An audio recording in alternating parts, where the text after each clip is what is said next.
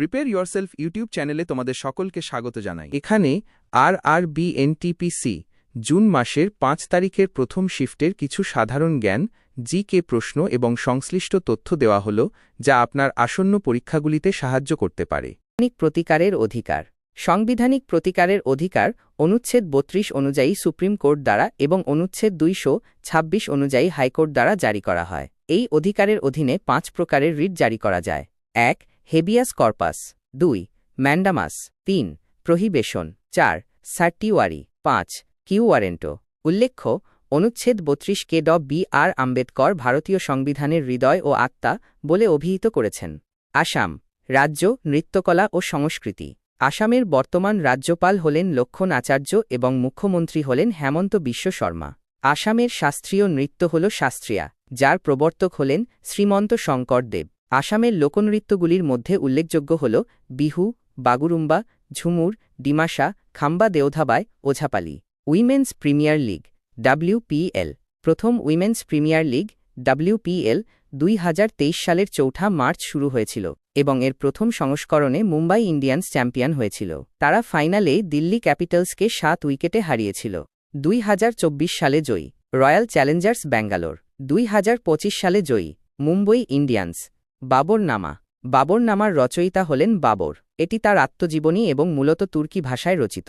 ব্যাস সম্মান ২০২৩।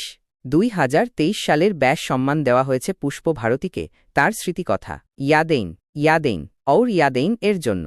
এই পুরস্কারে নগদ ৪ লাখ টাকা, একটি সম্মাননা ফলক এবং মানপত্র প্রদান করা হয়।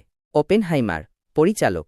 ২০২৩ সালের জনপ্রিয় চলচ্চিত্র ওপেনহাইমার এর পরিচালক হলেন ক্রিস্টোফার নোলান। সবরমতী নদী।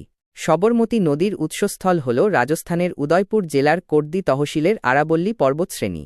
প্রবাহ। নদীটি রাজস্থানের ডুঙ্গারপুর, পালি, সিরোহি এবং গুজরাটের সবরকান্থা জেলার মধ্য দিয়ে প্রবাহিত হয়। দৈর্ঘ্য। এর মোট দৈর্ঘ্য প্রায় ৩৭১ কিলোমিটার। এর মধ্যে ৪৮ কিলোমিটার রাজস্থানে এবং ৩২৩ কিলোমিটার গুজরাটে অবস্থিত। মোহনা।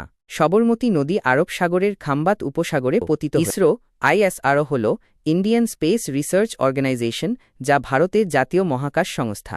প্রতিষ্ঠা ১৯৬৯ সালের ১৫ আগস্ট প্রতিষ্ঠিত হয়। এর আগে এটি Indian national committee for space research INCOSPAR নামে পরিচিত ছিল, যা ১৯৬২ সালে ভারত সরকার দ্বারা প্রতিষ্ঠিত হয়েছিল।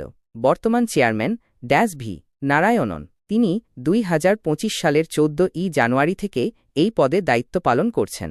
সদর দপ্তর বেঙ্গালুরু, কর্ণাটকে অবস্থিত। FTP/OCAGST পূর্ণরূপ এবং কার্যাবলী। FTP এর পূর্ণরূপ হল ফাইল ট্রান্সফার প্রোটোকল। CAG এর পূর্ণরূপ হল controller and auditor general of India, ভারতের নিয়ন্ত্রক ও নিরীক্ষক জেনারেল। ভারতের সংবিধানে অনুচ্ছেদ ১৪৮ CAG এর পদ এবং অনুচ্ছেদ ১৪৯ ক্ষমতা সম্পর্কে বিস্তারিত উল্লেখ করা হয়েছে। রাসায়নিক ও ভৌত পরিবর্তন। রাসায়নিক পরিবর্তন। যে সকল ক্ষেত্রে বস্তু তার আগের অবস্থায় ফিরে আসতে পারে না, সেগুলো হল রাসায়নিক পরিবর্তন। উদাহরণস্বরূপ কাগজ দহন। ভৌত পরিবর্তন। যে সকল ক্ষেত্রে বস্তু তার আগের অবস্থায় ফিরে আসতে পারে, সেগুলোকে বলা হয় ভৌত পরিবর্তন।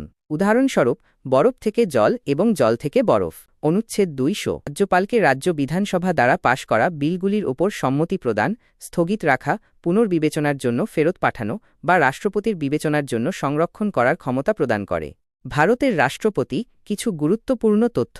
ভারতের প্রথম দলিত রাষ্ট্রপতি KR নারায়ণন। ভারতের প্রথম রাষ্ট্রপতি রাজেন্দ্র প্রসাদ। ১৯৫০-১৯৬২। ভারতের প্রথম মহিলা রাষ্ট্রপতি শ্রীমতী প্রতিভা দেবীসিংহ পাটিল। ২০০৭-২০১২। ভারতের প্রথম মুসলিম রাষ্ট্রপতি জাকির হুসেন। ১৯৬৭-১৯৬৯। ভারতের সবথেকে বেশি সময় পদে থাকা রাষ্ট্রপতি রাজেন্দ্র প্রসাদ। ১৯৫০ সালের ২৬শে জানুয়ারি থেকে ১৯৬২ সালের ১৩ মে পর্যন্ত, প্রায় ১২ বছর ১০৭ দিন। সবথেকে কম সময়ের জন্য রাষ্ট্রপতি জাকির হুসেন। তিনি ১৯৬৭ সালের ১৩ মে থেকে ১৯৬৯ সালের ৩ মে পর্যন্ত রাষ্ট্রপতি পদে ছিলেন। তিনি পদে থাকাকালীনই মারা যান এবং তার কার্যকাল ছিল প্রায় ১ বছর ৩৫৫ দিন। ক্ষমা করার ক্ষমতা। রাষ্ট্রপতি ও রাজ্যপাল। ভারতীয় সংবিধানের অনুচ্ছেদ ৭২ ভারতের রাষ্ট্রপতির ক্ষমা করার ক্ষমতা pardoning power of the president এর সাথে সম্পর্কিত। ভারতীয় সংবিধানের অনুচ্ছেদ ১৬১ অনুসারে একজন রাজ্যের রাজ্যপাল ক্ষমা দান করতে পারেন। ভারতীয় সংবিধানের অনুচ্ছেদ ১২৩ ভারতের রাষ্ট্রপতির অধ্যাদেশ অর্ডিন্যান্স জারির ক্ষমতার সাথে সম্পর্কিত।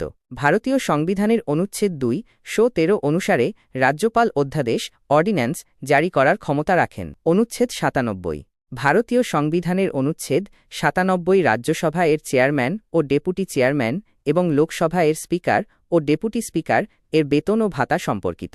ভারতীয় সংবিধানের অনুচ্ছেদ ৪৪ ইউনিফর্ম সিভিল কোড ইউসিসি বা অভিন্ন দেওয়ানি বিধি এর সাথে সম্পর্কিত। এই অনুচ্ছেদটি রাষ্ট্রীয় নীতির নির্দেশমূলক নীতিগুলির directive principles of state policy DPSP অন্তর্ভুক্ত, যা সংবিধানের চতুর্থ অংশে পার্ট ৪ রয়েছে। ২০২৪ সালের বিশ্ব দাবা চ্যাম্পিয়নশিপ ২০২৪ সালের বিশ্ব দাবা চ্যাম্পিয়নশিপে ভারতের তরুণ গ্র্যান্ডমাস্টার ডি বলি গুকেশ বর্তমান চ্যাম্পিয়ন ডিং লিরেনকে পরাজিত করে বিশ্ব চ্যাম্পিয়ন হন। তিনি এই খেতাব জয়ী কনিষ্ঠতম দাবাড়ু হিসেবে ইতিহাস সৃষ্টি করেছেন। ভারতীয় সংবিধানের অনুচ্ছেদ ২৯৩ রাজ্যগুলির ঋণ গ্রহণ সম্পর্কিত। তখ্যত ইবাহি বুদ্ধমঠ তখ্যত ই-বাহী বুদ্ধমঠ পাকিস্তানে অবস্থিত।